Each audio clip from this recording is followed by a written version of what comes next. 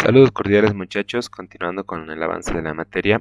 Esta semana nos corresponde hablar de lo que es pruebas de función renal, examen general de orina y métodos complementarios. Para evaluar la función renal, primero tenemos que recordar y ir un poquito hacia atrás y vamos a recordar lo que es la historia clínica de nuestros pacientes.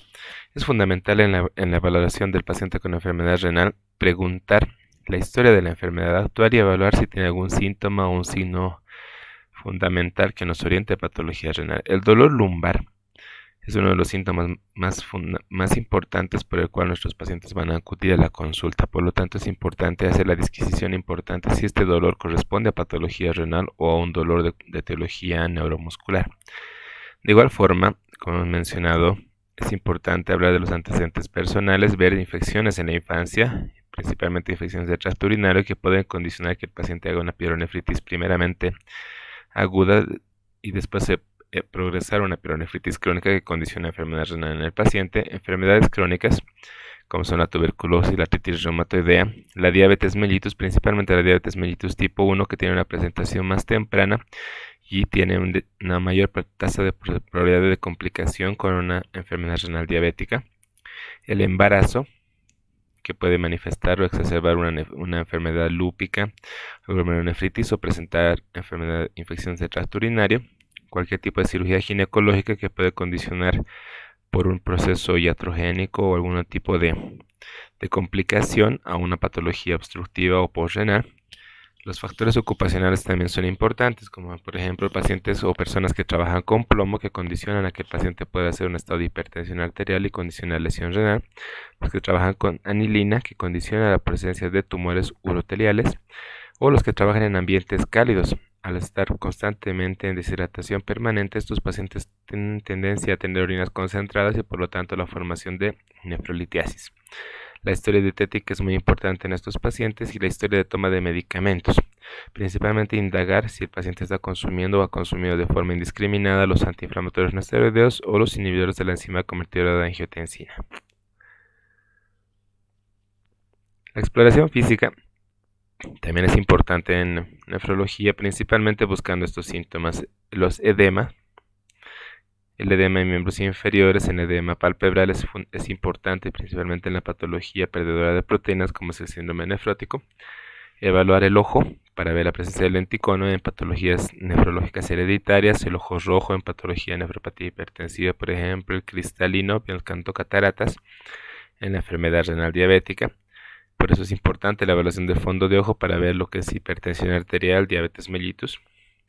Capacidad auditiva, por ejemplo, nefritis hereditarias, una enfermedad de Fabry, aminoglucósidos, consumo indiscriminado puede condicionar una disminución de la agudeza auditiva y está asociada a una patología renal. En el tórax, principalmente patologías inmunológicas, el frote pericárdico, en pulmones, la presencia de derrame, sobrecarga o edema agudo. En el abdomen, la palpación de riñones poliquísticos por incremento de tamaño de volumen del abdomen o la auscultación de soplo en algún tipo de enfermedad vascular de tipo renal. En pacientes varones mayores de 50 años es importante siempre hacer la evaluación de la próstata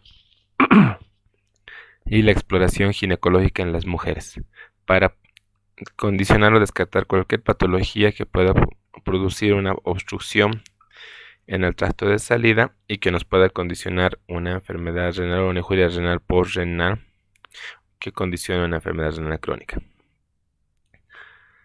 ¿Cómo se presentan las enfermedades renales? Hay tres formas de presentación. La mayor parte de los pacientes pueden presentarse de forma sintomática, con dolor renal, en un proceso obstructivo e inflamatorio de las vías urinarias, algún trastorno de la micción, llámese polaquiuria, poliuria, disuria, algiuria, nicturia, etc. Cambios en el aspecto y en el volumen de la orina, presencia de orina rojiza en la hematuria, orina espumosa en la proteinuria, la eliminación de cálculos o la eliminación de aire a través de la orina en la neumaturia, la presencia de edema, hipertensión, anemia, síntomas digestivos o alteraciones óseas que nos orienten hacia un paciente que tenga una patología renal. Ahora, muchos pacientes pueden venir a la consulta presentando otro tipo de síntomas no relacionados precisamente con el riñón, y son los pacientes asintomáticos renales, pero que en los hallazgos de laboratorio podemos determinar que el paciente tiene un tipo de patología renal. Y las alteraciones renales en enfermedades sistémicas. Principalmente las dos causas de enfermedad renal de mayor progresión a la enfermedad renal crónica son la diabetes mellitus y la hipertensión arterial. ¿Qué procedimientos diagnósticos tenemos para determinar o diagnosticar las enfermedades renales? Una herramienta fundamental, como se les mencionaba en prácticas, es el examen de orina. Normalmente el volumen urinario debería estar entre 500 y 2000 ml en 24 horas, o lo que equivale a 0.5 a 1.5 ml por kilogramo peso por hora en un día, normalmente dividido entre 3 a 6 micciones. Aproximadamente se eliminan 600 sustancias a través del riñón, de las cuales menos del 10% tienen algún interés diagnóstico y menos del 1% sirve para evaluar el estudio de la función renal. ¿Cuáles son las sustancias fundamentales que se evalúan en la orina? Las que están aquí en el cuadro en la izquierda. La creatinina, con un valor de 800 a 1500 miligramos, depende mucho de lo que es la masa muscular, porque es un derivado de la proteína creatina, que es derivado de una proteína muscular. La urea, valor de 15 a 40 gramos, que también depende mucho de la cantidad de proteínas ingeridas. El sodio con concentración de 3 a 6 gramos depende mucho de la ingesta. El potasio de 2 a 3 gramos. El cloro de 5 a 10, también dependiente de su concentración de la ingesta. El calcio, una concentración de 150 a 250 miligramos.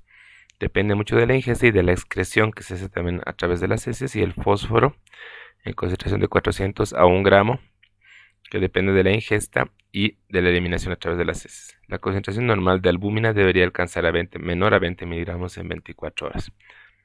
Entonces, en una prueba de orina normal, en una recolección de orina y evaluación a través de tira reactiva, podemos evaluar las siguientes características. Primero, la orina se puede recolectar de dos formas diferentes.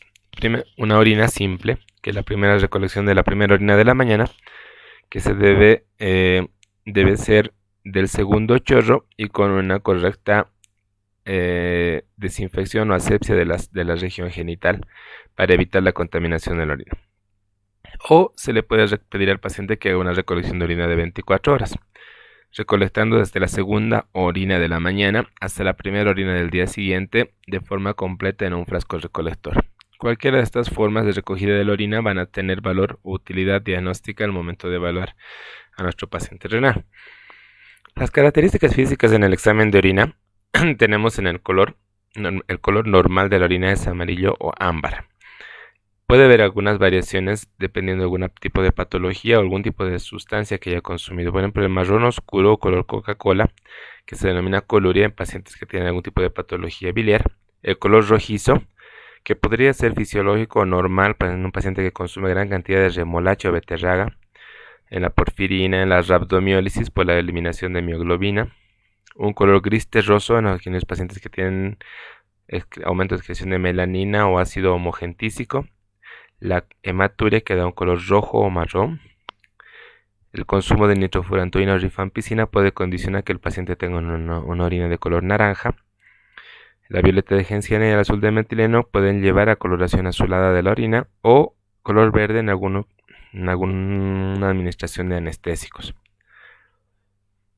Entonces, en este cuadrito podemos ver un resumen de los colores de la orina. Cuando la orina está muy clara, este paciente está bebiendo demasiada cantidad de agua y por lo tanto la orina está muy diluida. Aquí un color pajizo, el paciente está hidratado y saludable. Este es el color normal, el amarillo claro. El paciente está normal, en un color amarillo oscuro, sin embargo tiene que beber un poquito más de agua. Podemos llegar a ver este tipo de color de orina cuando el paciente no está bebiendo la suficiente cantidad de agua, un color ámbar o miel, y la orina puede estar concentrada. Un color café nos puede orientar a que un paciente esté muy deshidratado o puede tener algún tipo de enfermedad hepática. Rosado o rojizo en la presencia de excreción de sangre en la orina como síntoma de algún tipo de infección. Color naranja, hemos dicho con el consumo de algunos medicamentos, nitrofurantoína o algún problema hepático del conducto biliar. Azul o verde, alguna enfermedad genética, bacteriosa, infecciosa o el consumo de anestésicos o administración de anestésicos. Y finalmente una característica fundamental a la hora de evaluar la orina, la presencia de espuma que nos puede orientar a la pérdida o el exceso de proteínas en la dieta o como una patología renal. El aspecto de la orina es transparente. O sea, nosotros deberíamos ver a través de un frasco de orina y podría verse a través del mismo. a cualquier tipo de elemento que se encuentre por detrás. Si la orina adquiere un color ladrillo, podríamos estar hablando de la precipitación de uratos. Si estuviera turbio, deberíamos ver si el paciente está en un estado postprandial con un gran consumo de fosfatos amorfos, o hay una contaminación vaginal, o el paciente tiene algún dato de infección urinaria. La piuria nos da una turbidez marcada de la orina, y esto es un dato significativo para sospechar que el paciente está con una pielonefritis aguda. Cuando existe una fístula del sistema linfático hacia la vejiga, el paciente va a tener una quiluria, que nos da una característica de una orina blanquecina, que parece lechosa. Ya les voy a mostrar una imagen. La densidad normal de la orina es de 1.010 a 1.030. Se menciona como 1.010 porque la densidad de la orina se compara con la densidad del agua, que es igual a 1. Por lo tanto, no se debe mencionar de 1010 a 1030, sino de 1.010 a 1.030. Cuando la densidad está baja, se está acercando a 1.010, la orina está muy diluida, es decir, el paciente está tomando bastante cantidad de líquido y por lo tanto el riñón está disminuyendo su densidad, está diluyendo. Cuando la orina está con una densidad muy elevada, quiere decir que el paciente tiene una orina muy concentrada, y esto se puede deber a que el paciente está muy deshidratado o tiene una gran cantidad de proteinuria, glucosuria o medios de contraste. Otra parte del análisis físico-químico es la evaluación del pH. Normalmente el pH de la orina es ácido, pero puede tener variabilidad entre 5 a 8. Cuando el pH se acerca hacia la alcalinización, es decir, está con un pH elevado, normalmente se puede deber a un exceso en la concentración de bicarbonato, dietas veganas o vegetarianas, o alguna infección del tracto urinario debido a Proteus sp. La presencia de glucosa en la orina es patológica. Normalmente hemos mencionado que la glucosa se reabsorbe en un 100% a nivel túbulo contorneado proximal. Cuando el nivel de glucosa en sangre sobrepasa el umbral de 180 miligramos de decilitro, o según algunos otros textos de referencia mayor a 200 miligramos de decilitro, aparece la presencia de glucosa en orina. Entonces hay la presencia de glucosuria. Aquí, por ejemplo, dos ejemplos de lo que es una orina turbia por una piuria. Vean, la concentración de la orina es francamente turbia, o cuando tiene una coloración blanquecina lechosa con la presencia de quiluria. Otra característica físico-química es la presencia de acetona en la orina. Normalmente la acetona tampoco debería encontrarse en los cuerpos cetónicos, a menos que el paciente esté cursando una cetoacidosis diabética o un ayuno muy prolongado. Dos cosas fundamentales en la evaluación del examen de orina es la búsqueda de la presencia de hematuria y proteinuria. La hematuria normalmente podríamos ver hasta 1 a 3 hematías por campo. Si existe más de esta concentración, estamos hablando de una hematuria probablemente patológica. Podría presentarse como una hematuria microscópica o una hematuria macroscópica. Si microscópica, que no se ve a simple vista, la orina parece clara, o macroscópica, cuando el paciente viene con una orina de color, ¿cómo se llama?, lavado de carne o color rojizo. Entonces esta hematuria es francamente macroscópica. ¿Qué tenemos que determinar para ver si la hematuria es renal o no es renal? Es la presencia de hematíes dismórficos. Más adelante les voy a explicar qué es lo que se tiene que ver. Otra característica fundamental en el examen de orina es determinación de proteinuria. Normalmente la proteinuria que se elimina por el riñón en la mayoría de los casos cuando hay patología renal es plasmática por la presencia de albúmina. Sin embargo, también puede haber proteinuria por una presencia de proteinuria renal, que es la proteína de Tamm-Horsfall, y la concentración normal esperada en una recolección de 24 horas es menor a 150 miligramos. Se dice que el paciente tiene albuminuria cuando tiene una concentración de menos de 30 miligramos por día, microalbuminuria de 30 a 300 miligramos día, y macroalbuminuria o proteinuria clínica mayor a 300 miligramos en 24 horas. La proteinuria selectiva corresponde solamente a la excreción de albúmina, y la proteína no selectiva cuando hay una excreción de albúmina más inmunoglobulinas. La proteinuria también puede ser intensa cuando está mayor a 4 gramos, moderada menor a 3 gramos, funcional, o puede ser una proteinuria ortostática. Existe también otro tipo de proteinuria, que es la proteinuria no renal, que se debe a la sobreproducción de proteínas de bajo peso molecular, por ejemplo en el mieloma, caracterizado por la excreción de la proteína de Bence-Jones. En este cuadro también, en este ejemplo, vamos a ver lo que es la hematuria con una orina que puede ser de un rojo intenso, francamente hematórica, o ir disminuyendo como un lavado de carne. Vean, aquí ya no está en rojo, está disminuyendo, incluso llegar a ser clara y el paciente tiene simplemente una hematuria microscópica. Les mencionaba que es importante determinar de dónde vienen los glóbulos rojos y determinar si la patología de la hematuria es renal o es extrarrenal. Cuando un paciente tiene hematuria, nosotros vamos a pedir un examen que se llama morfología de glóbulos rojos en orina. Normalmente los glóbulos rojos tienen esta característica. Estos son glóbulos rojos eumórficos o que tienen una forma normal. Cuando estos glóbulos rojos se distorsionan, pierden su característica normal o se destruyen, se denominan dismórficos o crenados. Entonces, cuando estos glóbulos tienen esta característica de ser dismórficos, estamos hablando de una hematuria glomerular, por lo tanto un daño renal.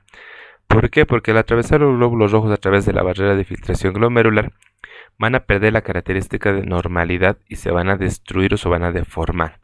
Por lo tanto, si la patología es renal o glomerular, vamos a tener un predominio de hematíes dismórficos. En cambio, si todos los hematíes que vemos en un examen de orina son eumórficos, vean, todos tienen la característica de ser normales, es una hematuria de etiología urológica o es extrarrenal. Por lo tanto, el problema no está a nivel del riñón, sino está a nivel del conducto excretor. Puede ser vejiga, puede ser uretra. Por lo tanto, este estudio es fundamental a la hora de determinar la causa de una hematuria, la morfología de glóbulos rojos en orina. La proteinuria es muy importante. Una de las formas tradicionales de determinar o de sospechar si un paciente tiene proteinuria es que la orina tenga presencia de espuma. Normalmente se le consulta al paciente si está orinando como si fuera una cerveza. Y vean que esta muestra de orina claramente tiene una gran cantidad de espuma en su sedimento. Por lo tanto, habíamos mencionado que la proteinuria puede tener diferentes causas. La principal causa de falla renal es la hematuria glomerular. Se debe a una alteración en el proceso de filtración, sea bien por daño estructural o por alteración de la carga eléctrica de la membrana basal del glomérulo. Normalmente se debe a enfermedades sistémicas como la diabetes mellitus, hipertensión arterial o glomerulopatías. La nefropatía tubular se debe a una alteración en el mecanismo de reabsorción a nivel tubular renal como consecuencia de alteraciones funcionales o estructurales congénitas.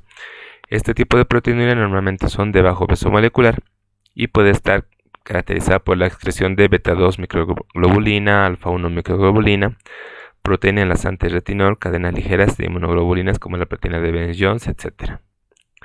Otra forma de proteinuria es la proteína por desbordamiento o sobreproducción, es decir, que hay una mayor excreción de proteínas de bajo peso molecular con una sobreproducción marcada de una proteína particular que aumenta su filtración y posterior excreción y es imposible su absorción completa.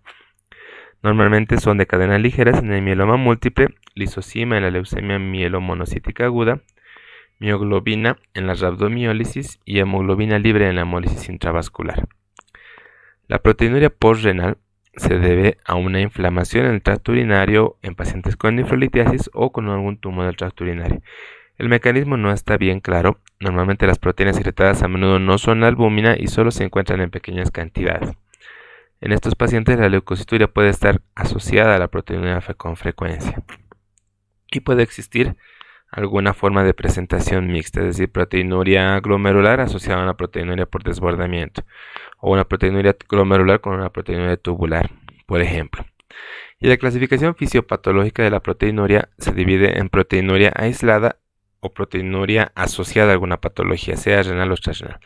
La proteinuria aislada, algo que es importante que recuerden, existe proteinuria funcional, es decir, que se puede presentar normalmente en un paciente que pueda tener fiebre, que haya hecho ejercicio extremo, que haya convulsionado o que esté embarazada. Estas son las 4 causas fundamentales de proteinuria funcional, es decir, proteinuria no patológica.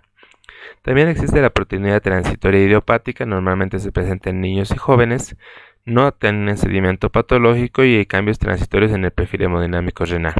Hay que repetir la muestra de 2 a 3 veces. La proteinuria intermitente idiopática, en el 50% de las muestras al azar, es independiente de la posición, se presenta normalmente en menores de 30 años y en el 60% de los pacientes pueden haber lesiones glomerulares leves. como esclerosis o hipercelularidad, y hay que hacer un seguimiento anual en estos pacientes. Otra forma de proteinuria aislada es la proteinuria ortostática, es decir, que se presenta con mayor frecuencia al estar de pie. Normalmente no sobrepasa los 2 gramos día y no está asociado a hipertensión ni patología metabólica, con una función renal normal. Normalmente se presenta en adolescentes y puede tener dos variedades, puede ser transitoria o persistente. Fisiopatológicamente hay alteración hemodinámica renal con hipercelularidad mesangial y expansión mesangial, y el pronóstico de estos pacientes es bueno. La alteración hemodinámica renal puede deberse a una hipersensibilidad a la vasoconstricción de la angiotensina 2 o una comprensión de la vena renal. Y finalmente la proteinuria aislada persistente. Casi todas son muestras al azar, no hay patología asociada, se presenta en niños y jóvenes, 60% puede tener algún tipo de alteración histológica mínima y se hace un seguimiento periódico en un grupo muy heterogéneo. La otra forma de clasificación fisiopatológica es la proteinuria asociada, es decir, buscando si hay o no hay patología renal. Y existe la proteinuria no nefrótica y la proteinuria nefrótica. La proteinuria no nefrótica, normalmente la concentración de proteínas está menor a 3.500 miligramos día y por encima de 150 miligramos. Las patologías que pueden llevar a estas son patologías tubulointersticiales y vasculares, como la nefritis intersticial, nefritis por medicamentos, nefritis por metales pesados, la hipertensión, el lupus, nefritis tubulointersticial aguda, displasias sanguíneas, proteinuria tubular o por sobreproducción. Y la proteinuria nefrótica, cuando la proteinuria está mayor a 3.500 miligramos día en el síndrome nefrótico, hay sedimento patológico y se debe a un tipo de glomerulopatía primaria o glomerulopatía secundaria. Entonces, esta es la clasificación fisiopatológica de las proteinurias, chicos. Otra cosa importante cuando evaluamos función del examen de orina es determinar si el paciente tiene leucocituria. Normalmente se deben encontrar de 1 a 3 leucocitos por campo. Según alguna literatura, hasta 5 todavía es considerado normal, y en la práctica clínica, dependiendo de la toma de la muestra, podríamos considerar todavía hasta 10 como valor tope de la normalidad. Si el paciente ha tomado la muestra sin tomar las medidas de asepsia o antisepsia, no ha sido el segundo chorro, etc., hay que valorar muchas cosas a la hora de evaluar la leucocituria. Normalmente la leucocituria acompañada de la epiuria se ve en los procesos infecciosos cuando hay predominio de polimorfonucleares. En la forma de los leucocitos también se puede ver un incremento de los eosinófilos en pacientes que tienen nefritis intersticial por fármacos, cuando se presenta mayor al 1%. Otro elemento fundamental del examen de orina son los cilindros, que corresponden a alteraciones a nivel del parénquima renal. Estos cilindros tienen una matriz de material proteico, que es la mucoproteína de Tamm-Horsfall, que se encuentra a nivel de las células epiteliales de la rama ascendente del asa de Henle, que se solidifican y luego se gelifican en el molde. Y estos se ven asociados en pacientes que tienen disminución del pH, aumento de la densidad y disminución del filtrado glomerular. ¿A qué nivel se van a solidificar o gelificar? A nivel del túbulo contorneado distal y túbulo colector. Entonces la cilindruria puede ser de 4 tipos. Los cilindros hialinos, que normalmente aparecen en los pacientes con deshidratación, los cilindros granulosos, con la presencia de gránulos, en pacientes que tienen proteinuria concomitante, la presencia de cilindros serios, que no contienen gránulos y están asociados a procesos degenerativos de los cilindros, y los cilindros celulares, que pueden ser de 2 tipos, eritrocitarios, en pacientes que tienen algún tipo de glomerulopatía y tienen hematuria asociada, o leucocitarios cuando el paciente tiene algún tipo de complicación infecciosa. Entonces aquí tenemos, por ejemplo, un cilindro hialino, abajo a la izquierda, arriba la presencia de un cilindro granuloso, los cilindros serios, los cilindros leucocitarios y los cilindros hemáticos. Entonces, acumulación de material dentro de los cilindros que se gelifican a nivel de los túbulos distales. Las células epiteliales son células normales de la superficie de revestimiento del tracto urinario. Se puede observar en pacientes que tienen alguna muestra que ha sido contaminada, como células descamativas de la uretra o de la vagina. También pueden ser células del epitelio transicional que no tienen significación clínica, o células renales en patología tubular, infecciones virales principalmente y en toxicidad de drogas. De igual forma pueden aparecer células epiteliales en forma abundante cuando la muestra no se ha tomado de forma adecuada. en el momento y en la cantidad, en el segundo chorro como debería tomarse. Normalmente la orina es estéril, por lo tanto la presencia de bacteriuria ya es un hecho patológico. Hay que determinar si no existe contaminación. A veces la orina es estéril y cuando estamos tomando la muestra la infección viene del tracto ginecológico en las mujeres. Por lo tanto, se debe descartar de que el paciente no haya contaminado la muestra o haya errado en el momento de la recolección de la muestra. Cuando existe bacteriuria asociada a la presencia de nitritos positivos, estamos frente a la presencia de un paciente que tiene una infección del tracto urinario. Finalmente, los cristales. Los cristales son formados por constituyentes fisiológicos. Estos pueden ser sales de calcio, uratos, fosfato triple o formado por sustancias anormales. Los fisiológicos tenemos el fosfato cálcico, normalmente con un pH alcalino, el oxalato cálcico, normalmente se forma en un pH ácido, y el ácido úrico que se forma en un pH ácido. Los fosfatos triples se forman en un pH alcalino y está asociado normalmente a infecciones del tracto urinario. Los cristales formados por sustancias anormales son los cristales formados por cistina, santina y de origen medicamentoso, por ejemplo por el consumo de sulfamidas. Entonces aquí tenemos ejemplos de cristales, esta imagen. Igual aquí tenemos la presencia de cristales, tienen la forma realmente de cristal, aquí pareciera un celular. Y aquí adelante vamos a ver los cristales, estos son los de oxalato de calcio, forma romboidal, los cristales de ácido úrico, de struvita y los de cistina, que tienen forma romboidal. Eso es relación al examen de orina. La segunda parte del tema corresponde a los estudios de la función renal. Entonces, para valorar la función renal en relación al flujo sanguíneo renal y flujo plasmático renal, es importante estos 7 elementos a determinar. Número 1, la medida de la filtración glomerular y de la concentración plasmática de creatinina y de urea. Segundo, análisis de la concentración de iones a nivel plasmático y a nivel de la orina. Tercero, análisis de la osmolaridad plasmática y urinaria y, si es necesario, una prueba de concentración y de dilución de la orina. El cuarto punto, análisis del equilibrio ácido-base plasmático y pocas veces de la capacidad tubular de acidificar la orina. Quinto, determinación de proteínas totales, proteinograma plasmático y proteinuria en recolección de orina de 24 horas o orina parcial. Sexto, el hemograma, determinación plasmática de calcio, fósforo y fosfatasa alcalina para ver los trastornos del calcio-fósforo en pacientes con enfermedad renal y finalmente el análisis de orina con la determinación del sedimento y cultivo. Todos estos son los elementos fundamentales para evaluar los estadios de la función renal en un paciente.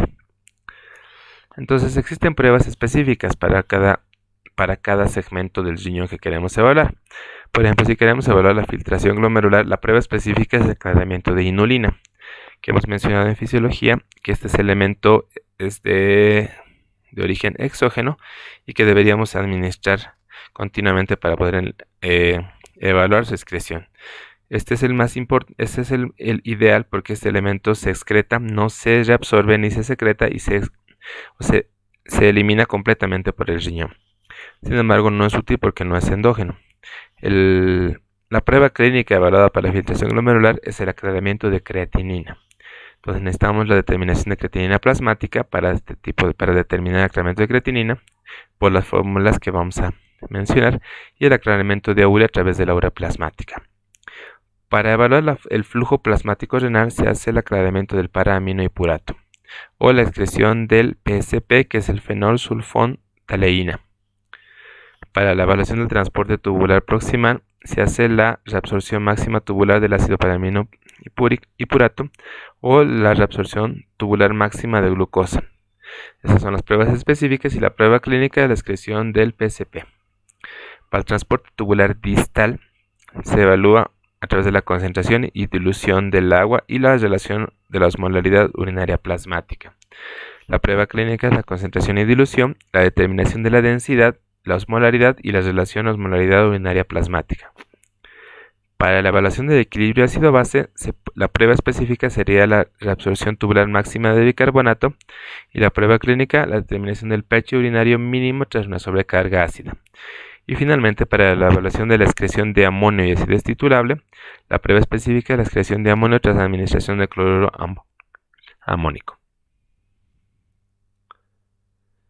Las pruebas prácticas de función renal. ¿Cuáles son sus valores aceptados? La filtración glomerular en ml minuto por 1.73 metros cuadrados. En el hombre, el valor normal es de 124 más menos 25 y en la mujer de 119 más menos 13.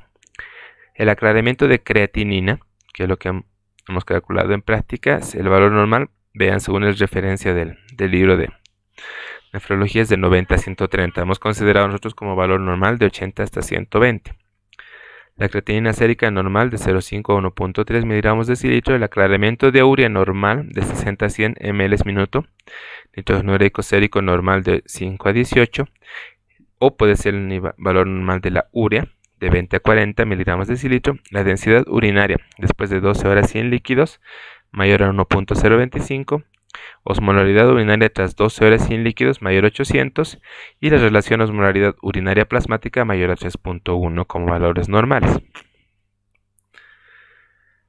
En la valoración de la función renal es importante determinar que una de las funciones del riñón es filtrar la sangre eliminando diversos productos de desecho. Por lo tanto, este previene la retención de proteínas y las células sanguíneas durante dicho proceso de filtración. Hemos mencionado en la clase de anatomía que la membrana o la barrera de filtración glomerular evita el paso de proteínas, ya sea por la disminución de las hendiduras de filtración o por su carga negativa, de igual forma de las células sanguíneas. Por lo tanto, esta barrera evita el paso de estos.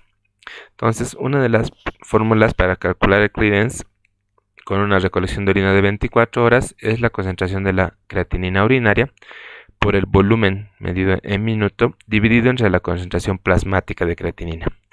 Esta fórmula sirve para calcular clearance de creatinina con determinación de creatinina urinaria en recolección de orina de 24 horas. La creatinina puede tener variaciones dependiendo de la masa muscular o la ingesta abundante de lo que son carnes rojas. Por lo tanto, el paciente que tiene una masa muscular muy incrementada probablemente tendrá una creatinina que tenga tendencia a estar más elevada. En cambio, un paciente que esté muy desnutrido y no tenga mucha masa muscular, probablemente su creatinina alcance los límites valores normales inferiores. Por lo tanto, es muy variable dependiendo de la concentración. No va a ser lo mismo un valor de creatinina en un paciente que haga fisiculturismo o en una persona que esté desnutrida. La fórmula práctica para la evaluación de la función renal es la fórmula de Crocov-Gault. La misma es igual a 140 menos la edad en años, multiplicada por el peso en kilogramos, dividido entre la creatinina plasmática por 72. En las mujeres se multiplica por 0,85 porque las mujeres no tienen la misma concentración de masa muscular y tienen más contenido o más tejido adiposo fisiológicamente. Entonces, la medida de filtrado glomerular también se puede determinar con la presencia de isótopos radioactivos, ya sea para la medición de la tasa de filtrado glomerular con el pentato o el edetato de cromo 51, o puede ser a través de la gammagrafía renal con el pentato de tecnesio 99 para medir el porcentaje de función renal individual.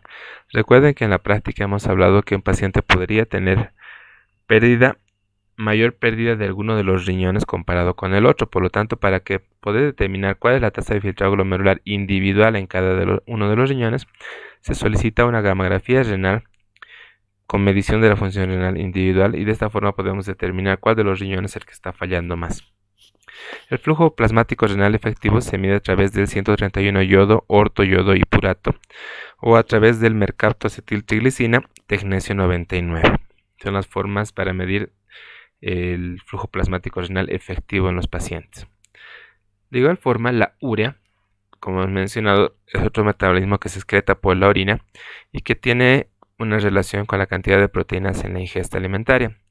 Hemos mencionado en fisiología que la urea tiene absorción y secreción a nivel del túbulo contorneado distal y existe movilización permanente para mantener la homeostasis o el equilibrio del intersticio y a nivel tubular. Existen condiciones en que la urea puede ser elevada y no necesariamente o ser causa de una enfermedad renal. Por ejemplo, en un incremento en la ingesta de cantidad de proteínas, en un estado hipercatabólico, por ejemplo, en un paciente que tenga una gran quemadura, tenga una infección o un estado séptico, o un estado de anabolismo disminuido por la consumición de algunos medicamentos. Por lo tanto, este concepto es importante determinar: la presencia de una insuficiencia renal funcional cuando la relación urea-creatinina está incrementada. ¿Qué significa esto? Cuando hay incremento de los niveles de creatinina, normalmente también existe proporcionalmente un incremento de los niveles de la urea.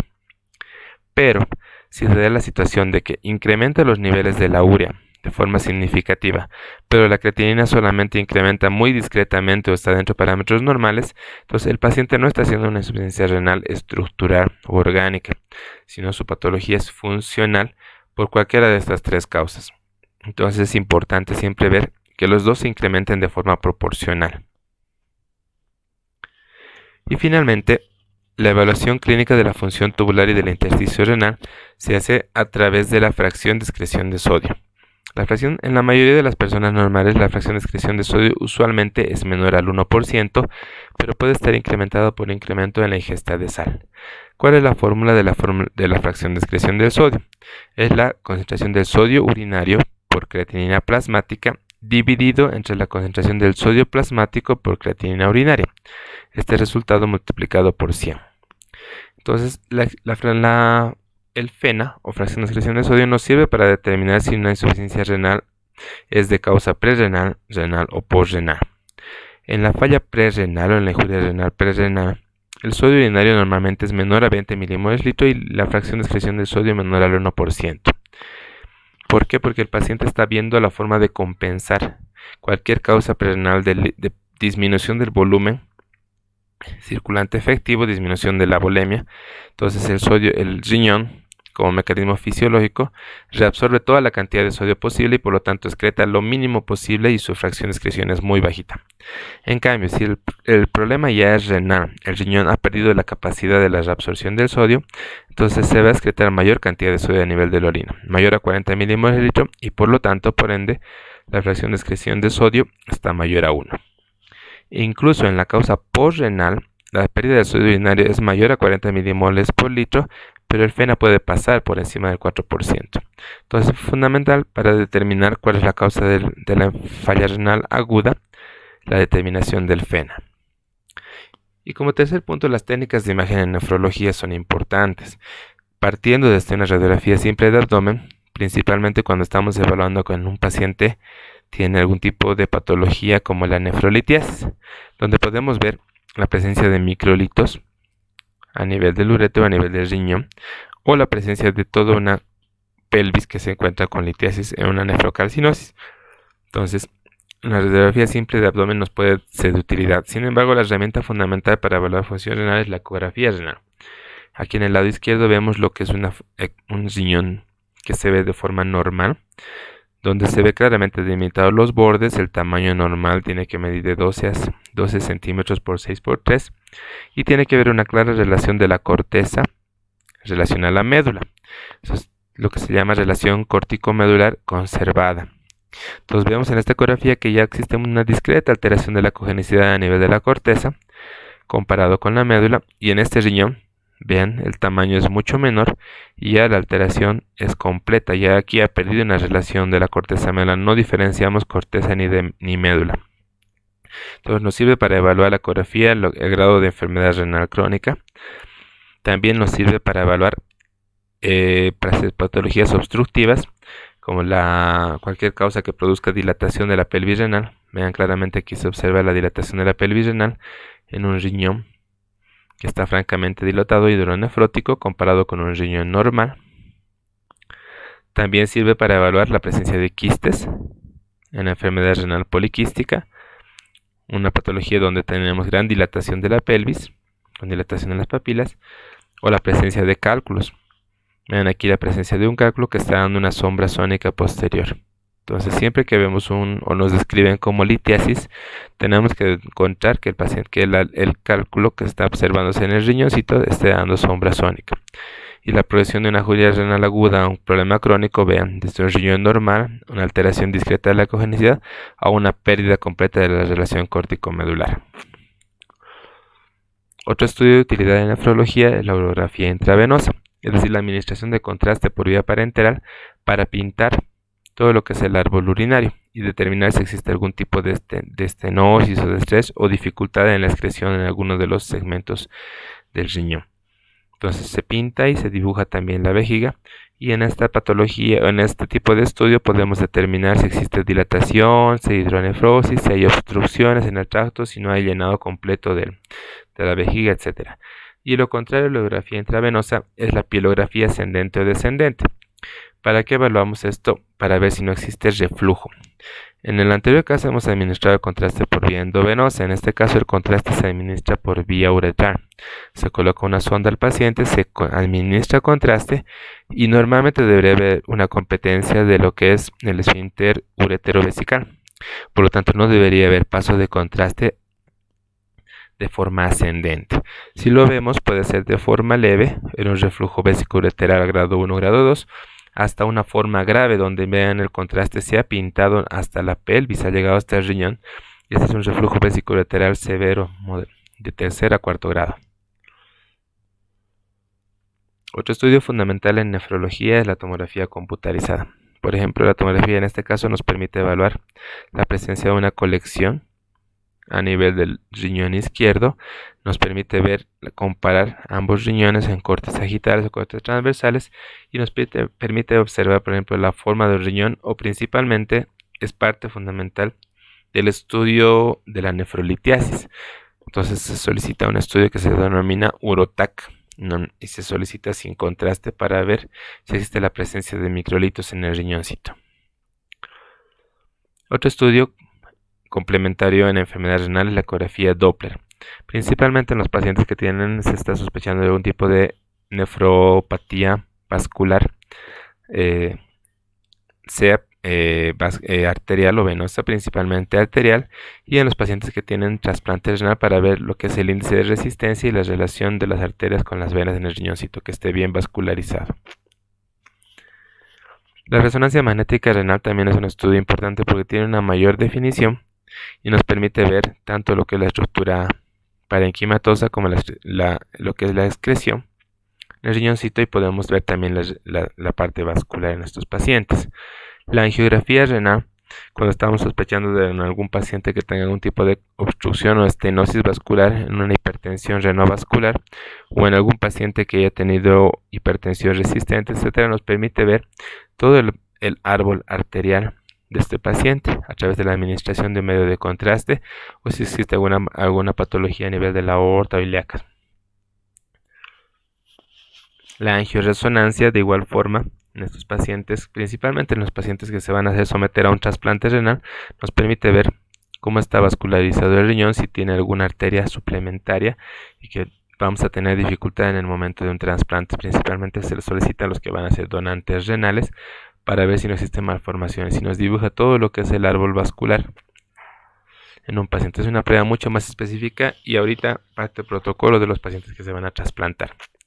Finalmente les he colocado la tomografía helicoidal. Es un estudio en tercera dimensión donde vemos en el riñoncito en 3D todo lo que puede ser cualquier alteración, tanto en el parénquima, a nivel de ilios, a nivel vascular, etc. Entonces, un estudio mucho más preciso para evaluar lo que es la estructura del riñón.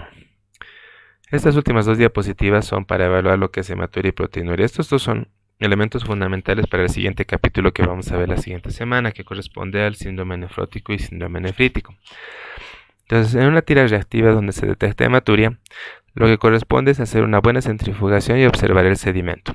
Podemos tener dos condiciones: que el sedimento esté claro y el sobrenadante rojo, por lo tanto no existe hematíes en el microscópico, y se debe aplicar la tira reactiva al sobrenadante. Si esta es positiva para grupo hemo, entonces el paciente puede estar cursando con una mioglobinuria o hemoglobinuria. En cambio, si es negativa para el grupo hemo, puede ser debido a presencia de pigmentos endógenos, porfina, pigmentos biliares, melanina, etc., o exógenos como la doxorubicina, cloroquina, rifampicina, ibuprofeno, el consumo de remolacha, como es mencionado, de moras. Por lo tanto, esta es una hematuria no renal. En cambio, si el sedimento es no verdadera, si el sedimento es rojo y el sobrenadante es claro, existe la presencia de hematíes en el microscopio. Por lo tanto, es una hematuria verdadera. Les he dicho que se puede manifestar como macro o microhematuria. Entonces hay que evaluar si esta es una hematuria transitoria o una hematuria persistente. Determinar con la presencia de la morfología de glóbulos rojos en orina si la hematuria persistente es glomerular o es extraglomerular. Si es glomerular, es un color rojo, marrón o Coca-Cola. Hay más del 70% de hematíes dismórficos, asociado normalmente a proteinuria mayor a 1 gramo y a la presencia de cilindros celulares hemáticos.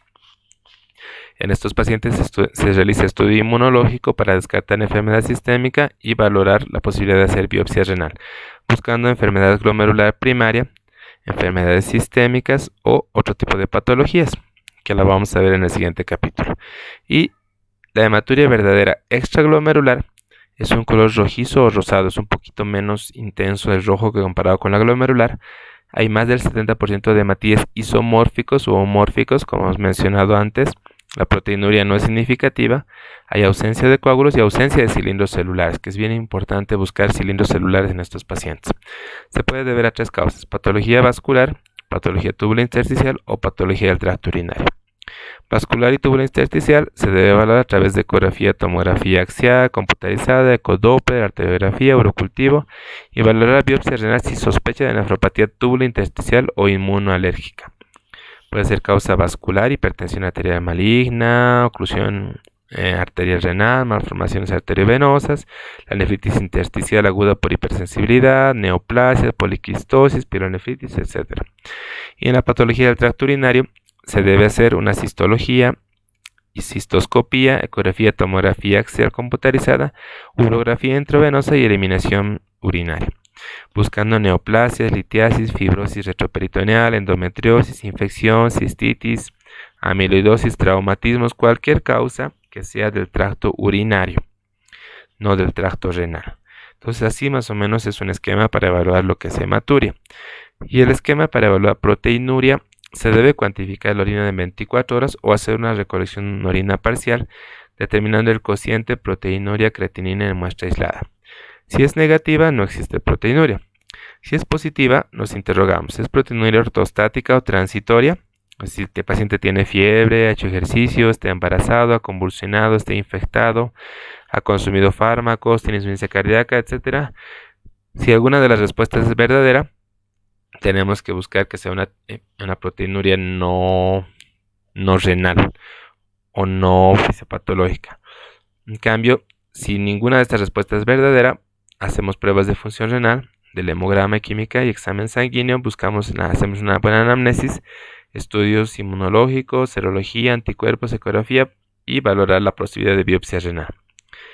3 condiciones: si la proteinuria es superior a 3.5 gramos o 3.500 miligramos en 24 horas, hay alteración del sedimento y hay datos de enfermedad sistémica, es una proteinuria glomerular. Por lo tanto, descartamos glomerulonefritis primarias o glomerulonefritis secundarias. En cambio, si la proteinuria es menor o inferior a 2 gramos en 24 horas, sin alteración del sedimento y con datos de disfunción tubular, es una proteinuria tubular. Puede deberse a aumento de toxinas endógenas o exógenas o patología tubulointersticial, por ejemplo lupus, nefritis intersticial, pielonefritis, uropatía obstructiva, síndrome de Fanconi, etc. En cambio, si hay una discordancia entre lo que se encuentra en una tira reactiva y la cuantificación de proteínas en orina de 24 horas y hay clínica compatible, se deberá a una proteinuria por sobreproducción, principalmente en lo que es el mieloma, en la enfermedad de cadenas ligeras, amiloidosis o la hemoglobinuria o mioglobinuria. Por lo tanto, tenemos que diferenciar qué tipo de proteinuria. No todas las proteinurias en los pacientes son glomerulares. Hay otras proteinurias que debemos siempre sospechar o tener en consideración, muchachos. Bueno, gracias, espero que hayan entendido y cualquier duda, por favor, la aclaramos el día de la teórica.